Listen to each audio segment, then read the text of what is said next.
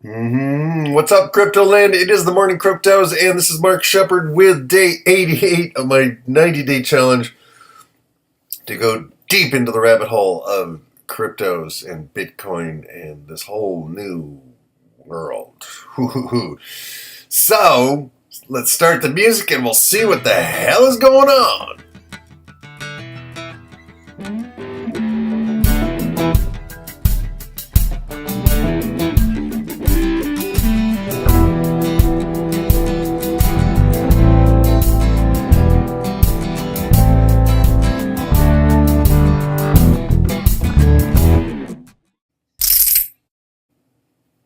Okay, so Bitcoin is up. It's looking good. It managed to get through the Bitcoin Gold hard fork without any problem. And a lot of us think it's going for 7, which is why I'm back to buying 20 bucks of Bitcoin every single day. Whether it goes up or down or sideways, I got to get me some Bitcoin. Why? Well, there's another hard fork coming. The SegWit 2X hard fork, and most of us greed heads out here, we just want to have more Bitcoin, right? And but it's getting crazy because there's going to be one that is going to claim to be the one true Bitcoin, and I think it's going to be this one here, the one that's called Bitcoin. The others may change; they may try to get the changes through that we want, but they're still not Bitcoin. We want Bitcoin to make the changes. We don't want a bunch of other coins other than the fact that we'll take them if you give them to us, right? That's the non-technical person's take on the whole Bitcoin hard fork. That's all you need to know. Is like, you're going to give me double the money? Okay, I'll hang on to my Bitcoin. Not a bad idea. So let's see what's going on in the world of Bitcoin. Hit the refresh on the Bitcoin price, see what's going on. 59.30, not bad. We're almost back up to 6,000. What is the price of Bitcoin Gold? Crypto traders still aren't sure. We don't know because they haven't actually issued it. They just split the fork, right? 5 reasons why Bitcoin price is not tulip mania. That would be interesting to look at. Highs on the radar. Bitcoin retakes 5,800 as prices edge up. Why is it not tulip mania? I have my own theories. Let's see if we can figure it out really quick so I don't waste your time. Bitcoin is not a bubble, NASDAQ has cited. 5 reasons demonstrating why Bitcoin price is nothing like tulip. Okay, increasing adoption as legal tender, merchant acceptance, and an investment device for distressed economies are among the signs Bitcoin is only just starting out rather than peaking, the investment giant wrote Wednesday. In all fairness, the returns that Bitcoin and its digital peers in the crypto asset space are experiencing have not been seen since the day and age of the internet bubble in the late 1990s, it stated. However, Bitcoin has very different fundamentals than early internet stocks and a much more promising growth trajectory. That's what I've been saying. I've been saying that. So, 2017 seeing major adoption drives for virtual currency, both deliberate, such as in Japan, and accidental such as in Venezuela and India. Resilience to FUD, countering no shortage of criticism from traditional financial circles that Bitcoin's price had grown too quickly and would inevitably crash. NASDAQ reiterated that in the long term, things were only beginning. That's what I've been saying 5 years ago. If you would have asked the average person on the street what Bitcoin is, they would have most likely given you a bewildered look. Today, and this is the key pivotal thing, people, remember iPhone. The first iPhone, the first week or first year of iPhone, nobody said, oh, it's in a bubble, just because more and more people were getting into it or getting it, right? It took me a couple of years to get my first iPhone, but I have one. I have a fairly recent one, right? So today, most people have at least heard of it, and many even know that one Bitcoin is worth more than an ounce of gold. The newfound faith in Bitcoin, notice that word, faith, hypnosis, people. The adoption of a currency is a mass hypnotic agreement that we all kind of go into trance and believe that this thing, this substance, this vehicle is a storage of something that's called value, and it's very abstract, right? Faith. Medium of exchange has become apparent in its increasing resilience to fear, uncertainty, doubt, and other bad news. So, Mainstream forecasters now predict further upward momentum for prices, with TradingView eyeing an all-time high of 6,800 for November, despite the uncertainty surrounding the SegWit 2x hard fork. So that's kind of where I'm kind of filtering in here. That, you know what, people, if you look back at the last 6 months, and the 90-day challenge has really hit this with me. I got in March. I started buying Bitcoin. Well, actually, it was a little earlier. It was like 900 when I started trying to get into it. And I remember a couple of feelings like, oh, it just went to 1,000. I'm not going to make it, right? Fear of missing out. I was like, yeah, it's going up too fast. I can't, and at some point, I don't know, May, July, I managed to get a single Bitcoin, right? But then before the July hard fork, I closed out some of my position, and then I took profits on this day here. The day I'll remember, July 19th. See, it came back, and I was able to get a second shot. So I took profits here for my Bitcoin because I thought, that's it. It's not going up anymore. It's going to crash, right? Look what I didn't know. And then I got all pissy because Bitcoin took so long, and and it's gonna be like AOL. I was snotty about Bitcoin. Okay, we change, right? We change our opinions. And lately, I've been doing so much more research and listening to people like Andreas Antonopoulos and some of the longer term visionaries in the Bitcoin space, and it's really clear that we are literally in the beginning. And this is the move that's going to bring the people into the market. This is the kind of move because at 0% interest rates, like I just got a message from Bank of America that I have to keep $300 in my savings account in order for them to not charge me $5 a month just for me to keep my money in their savings account where they can use it. They can take that $300 and they can lend out, well, for every $100, they can lend out another couple $100, right? Fractional reserve lending. I don't know if I explained that well, but our economy is about to go into the shitter, people. We are in actual bubbles in every other area. And this is the only place where the economy is actually growing, or the investment economy has any opportunity. The stock market, like if you're smart, I've been watching some of the leading investors saying, yeah, it's overbought. It's the entire economy. Like, what are you going to buy? Because it has nowhere to go, right? Other than down. That's where we are in the general economy. So I think Bitcoin is going to be the safe haven. It's going to be the safe haven all over the world. And if everybody all over the world is using Bitcoin as a safe haven and it gets too expensive, what's that going to do? All that's going to do is drive people into, let's look at Dash. Going to drive people into Dash. And Dash is chugging along. The bottoms are still higher, people. Bottoms are still higher. So if you want to look at what Dash wants to do,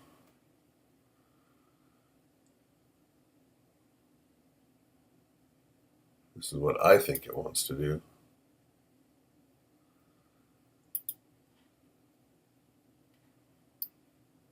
And if that line continues, so it looks to me like we're going to be beating our heads against that $400 thing with Dash.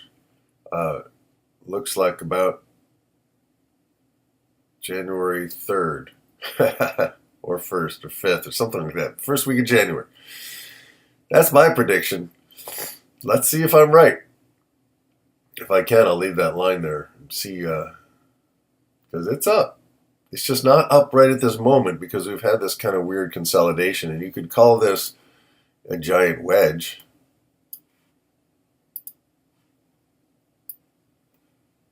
You could call it a giant wedge. But for me, the most significant thing is the bottoms are up. Now the tops are lower, so that makes me a little If the tops are all the same and the tops are all, the ceiling, I would say definitely it's going up. But at this point, we don't know if it's going up or down first. I have a feeling we're going to see this pattern below the line. So no, it may go down. I don't know. We don't know.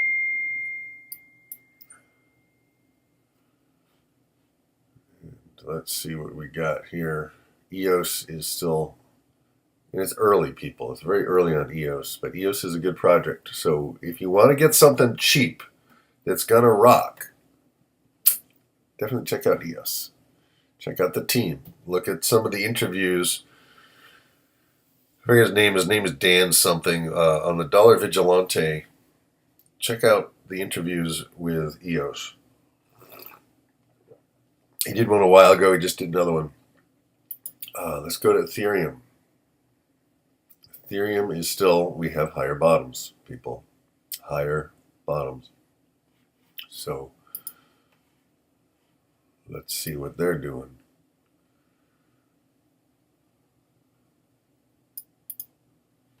So Ethereum, theoretically,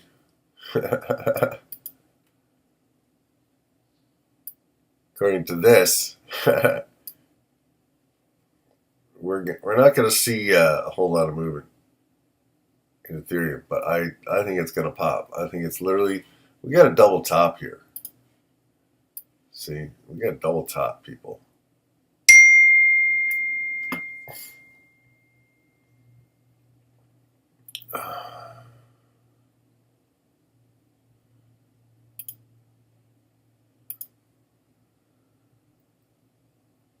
Yeah,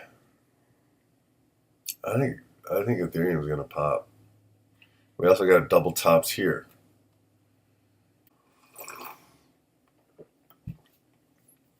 All right, so we also have another, kind of a place of resistance and support right here. So I think it's going to be interesting if it breaks through this level of support. I think it's going for this level of support. If it hits up against this, it could go. It could rock and roll, but we don't know. That's what I like about this. Let's look at the 1 hour chart. See, we had a pretty big boost not too long ago, but it's kind of trading in this price range today. So I think all is well with Ethereum at the moment. I still think it's a good time to get you some if you want to buy low and sell high, because I think it's really affordable right now. And it has been higher, so we know it can go higher again. Okay, let's look at IOTA real quick. Not much going on. It's a good project, and I'm going to continue to monitor it. And Litecoin, come on, Litecoin. Litecoin just really likes it around this one price, right? It just keeps coming right back to this whole 56 thing. Look at how many times it's been at 56 in the last several days. It likes it. So, I don't know. It's still going up, people. Look at the long range. It's going up. Deal with it's right. It's towards the bottom, right? It's towards the bottom of its range. Not a bad price. And it keeps testing this price. This is like its key testing price. It's hit it here, it's hit it here, it's hit it here, it's hit it here. It's kind of a sweet spot. And if you look at it, it's kind of in the middle. It's got stuff above it and below it, but the bottoms are higher. Adoption is coming when people come into the market. So I heard one of the numbers I heard was that 35,000 to 50,000 new people sign up at Coinbase every single day. Wrap your mind around that. All over the world, people are like, Bitcoin, I got to get into it. How do I get into it? And step one, get yourself an account at Coinbase. That's step one, and you're ready to go. It's simple. It's easy to use. You have to give them their information. Oh well, it's just like any bank, but it's in the U.S. It's heavily funded. It's the world's largest owner of Bitcoin, and they seem to be trustworthy at the moment. What I do is I go there, I buy stuff, and when I get a decent amount in my wallet, a couple $100 of some kind, I move it over to my Exodus wallet. So it's simple. If you want to do more day trading, then you're going to want to get a wallet and get some, like Bittrex or GDAX. And by the way, GDAX is associated with Coinbase. So if you have a Coinbase account, you can trade on GDAX. I haven't really explored the GDAX platform much yet, but getting there. And so this is actually a pretty damn good time to get some Litecoin because it probably won't go much lower. It really has support and it's moving up on the bottoms. So anyway, let's look at NEO. I actually looked into NEO. I've been talking about looking into NEO, and NEO looks like a really good project. It used to be called AntShares, and so it's actually been around since 2014. So it's not a new project. It is a project that is ongoing, and I don't understand all the stuff they do, but they seem to know what they're talking about. I don't know whether I'd recommend it yet. I don't know enough about it to recommend it, but I've been promising for weeks to look into NEO, and I'm going to keep doing some research on NEO. And right now I can't tell what it's doing or what it wants to do, but it's at a, in the $27 price range. It will probably move up. I doubt any of the main tokens are going to be below $100 at this point next year. I really doubt it. I think they're all going to start moving, and this $28 range is going to be kind of reserved for other newer, younger coins. I don't know. That's my psychological take on it, because it's what is underpriced? What is a good price for a token? We don't know. We're all learning that. The market is going to tell us. Omise Go. Again, Omise Go is pretty well supported on this line, and it's right down on the line. This line for Omise Go just kind of boom.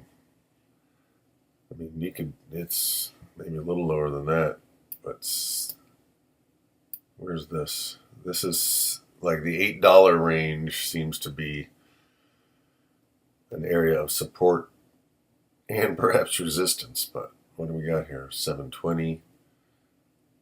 Here's the $7 range. Kind of these whiskers, these candles are kind of right around the $7 range. And that seems to be where it is holding. And the question is, it had a big boost and now it's consolidating back down to a little bit higher. And that makes sense. So I kind of like Omise Go. I got me some. Don't have a lot, but I got some. And let's look at the Monero against the US dollar. Monero against the US dollar is still in its little trading zone, but it's interesting to look at the Monero Ethereum and Monero Bitcoin chart because they look very different. So we have this nice sideways range in Monero, and I looked into getting the Monero wallet, but it's not user friendly. That's a big problem. There needs to be a Monero wallet that's actually user friendly. If you guys know one, let me know. I mean, I was like, okay, it was late at night. That's not the best time for me to look at stuff, and I'll look maybe after this again, but right now, my Monero's over at Bittrex, hardly secret. And I'm not really looking for a secret thing, but I like the idea of being able to put my money someplace where it's frankly pretty well hidden and protected from anybody. So, not that I have a lot, because I don't, but I'm getting started. And I certainly intend to have a lot after the next 90 or 180-day cycles here. So, okay, Monero. Let's look real quick at Civic against the BTC. Okay, still nice and low. Good time to buy some more. Good time to buy some more against Ethereum. Omise Go against Bitcoin. Okay, not too bad. And Omise Go against the US dollar tether. Okay. Quantum against Bitcoin. Let's see what we got here. Looks like it's going down, but that's, again, Bitcoin's going up. So you got to keep that in mind. And then Quantum against Ethereum. Not so, yeah, it's different, but it's holding its own. And then we have Monero against Bitcoin. Isn't that interesting? It's very different. Monero against Bitcoin is going down.